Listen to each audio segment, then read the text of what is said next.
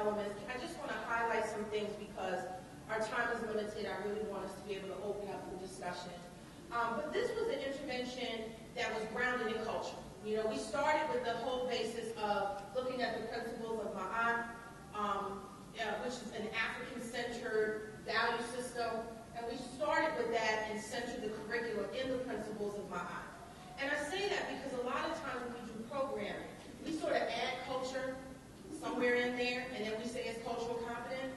So my favorite example is, you know, as a practitioner, whenever I be in practice and somebody would say, we have a culturally competent intervention because we have African dance on Thursdays. And I'd be like, yep, that's really hitting it, you know, you're doing a good job.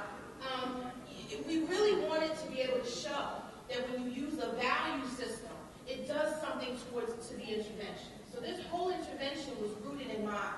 And the principles of Ma'at include things like, for example, trust, justice,